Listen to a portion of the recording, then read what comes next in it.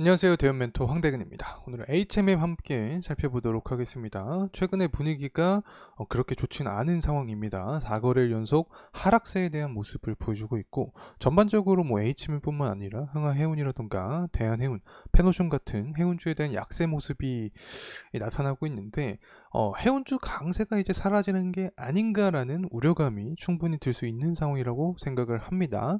그래서 전반적인 이야기 좀 진행을 해보려고 하는데, 일단은 싱가포르 적자 완화가 되면서 중동 운임이 좀 하락한 모습을 보여주고 있습니다. 이 부분이 컨테이너 지수에도 좀 악영향을 주고 있지 않나 생각을 하고 있고, 과연 컨테이너 지수가 하반기까지 계속해서 상승할 수 있을지 좀 알아보도록 하겠습니다.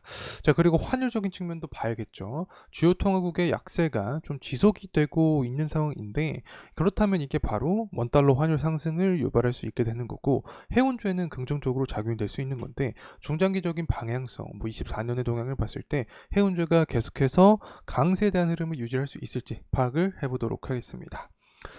자, 우선은 HMM의 수급적인 측면 함께 살펴보도록 하겠습니다. 금일 외국인과 기관의 매도 물량이 계속해서 나와주고 있는 상황입니다.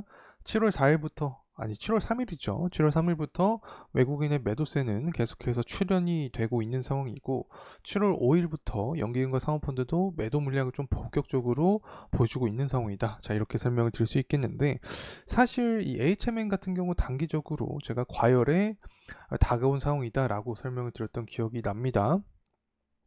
6월달, 7월달이죠. 7월 3일을 기점으로 좀 가격이 꺾이는 모습을 보여주고 있고, 단기 과매수 구간에 속해 있었기 때문에 이 부분이 차익 실현 물량도 좀 나오지 않았나 생각을 하고 있습니다. 결국에 HMM 같은 경우에는 가장 중요한 포인트가 이 컨테이너 운임 지수죠. 이 컨테이너 운임 지수가 계속해서 상승할 수 있을지가 관건인데, 이 부분에 대해서 좀 금일 파헤쳐보는 시간 갖도록 하겠습니다. 자, 하나하나 내용 살펴보도록 하죠.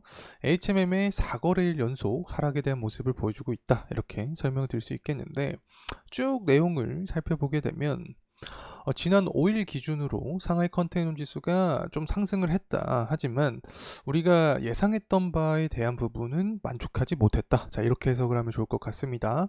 지역별로는 미주 노선 중심으로 운임 강세가 좀 유지가 됐었는데, 중동 노선 운임은 싱가포르 적체 완화로 인해서 좀 하락한 모습을 보여줬다라고 해석을 하면 좋을 것 같습니다. 그래서 컨테이너 지수가 계속해서 가파르게 수직 상승을 하는 모습을 보여줬지만, 다소 좀 완만한 현재 구간을 보여주고 있다. 자, 이렇게 설명을 드릴 수 있겠는데, 이 부분이 바로 중동 노선 운임의 약세로 인해서 이런 수평에 대한 모습을 보여주고 있지 않나 생각을 합니다. 자, 그리고 또 우리가 생각할 수 있는 게 바로 금리 인하입니다. 계속해서 미국 시장의 상황을 보게 되면 고용 지표가 둔화되는, 냉각되는 모습을 보여주고 있고, 실업률 자체는 늘어나고 있죠. 그래서 이 부분이 금리 인하 기대감까지 좀 연결이 되고 있는 상황인데, 결국에 중국 때문에 금리 인하에 대한 부분을 좀 설명을 드리고 있는 겁니다. 중국의 무역 수지가 잘 나올 확률이 존재를 합니다. 지난 6월 7일 날 잘 나왔죠. 그래서 만약에 중국의 무역 수지가 잘 나오는 모습을 보여주면 이 소매 판매까지 연결이 되면서 전반적으로 중국의 제조 지표도 살아날 확률이 있다고 생각을 합니다. 그렇게 되면 해상 물동량이 증가를 하니까 다시금 컨테이너 운임 지수도 상승 탄력을 받을 가능성이 존재한다라고 생각을 하고 있고, 금리 인하가 계속해서 유지가 된다라고 하면 원자재 시장에도 돈이 들어올 수 있습니다. 그래서 철광석이나 또 석탄, 이 부분이 바로 운임지수의 가장 핵심적인 요인이라고 설명을 드릴 수 있겠는데, 철광석과 석탄 가격이 상승하는 모습을 보여주게 되면 BDI 지표가 상승할 수 있습니다.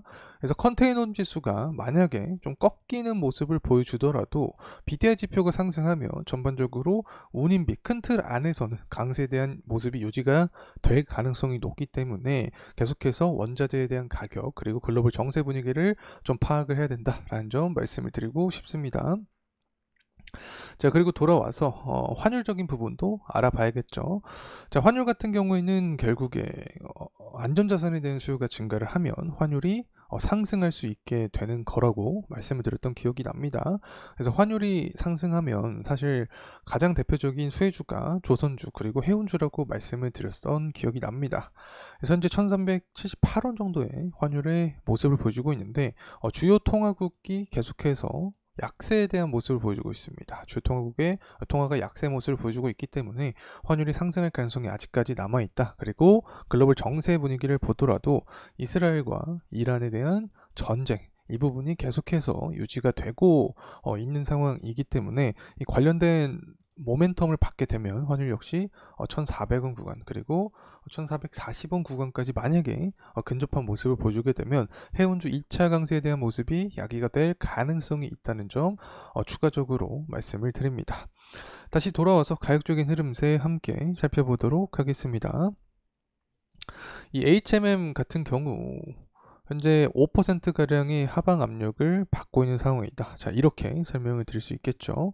실제로 4월 달부터 가격에 대한 상승 모습을 보여주고 있는데 당시에 기점이 됐던 것은 상하이 컨테이너 운임 지수였죠. 이 부분으로 인해서 운임 지수 상승까지 유발이 되었다라고 설명을 드릴 수 있겠는데 하방 압력을 굉장히 많이 받았습니다. 이때 당시에 할인 관련된 이슈가 섞였죠. 그래서 최근에는 산은 그리고 해양진흥공사까지 엮이면서 재매각 이슈 때문에 주가의 하방 압력을 받았다. 자, 이렇게 말씀을 드릴 수 있겠습니다. 하지만 이 부분의 시장에 면역이 좀 생기면서 원인지수 상승 탄력으로 인해서 굉장히 가파르게 현재까지 상승 모멘텀을 받았다. 이렇게 설명을 드릴 수 있겠고 또 환율 역시 상승한 모습이 바로 HM 주가의 상승 탄력을 유발하는 어떤 계기가 되지 않았나 생각을 하고 있습니다.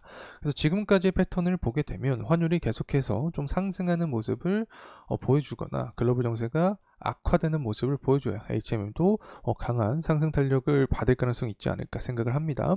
그래서 주봉으로 보게 되면 121선 구간에서 저항을 막고 있는 상황이다. 이렇게 설명을 드릴 수 있겠습니다. 현재 구간이 11선이기 때문에 더 이상은 이탈하지 않으면서 지지 받아주고 다시금 121선을 강하게 돌파하는 모습을 좀 포인트로 삼아야 되지 않을까 생각을 하고 있습니다. 재무적인 측면을 보게 되더라도 HM 같은 경우 사실 실적이 바탕이 된 기업이라고 말씀을 드렸던 기업이 납니다. 영업이익이 거의 한 4배가량 상승한 모습을 보여주죠.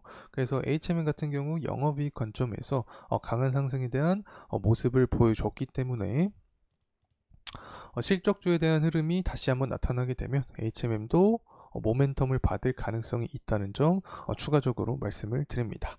자, 이상으로 HMM에 대한 영상 마무리하도록 하겠습니다. 감사합니다.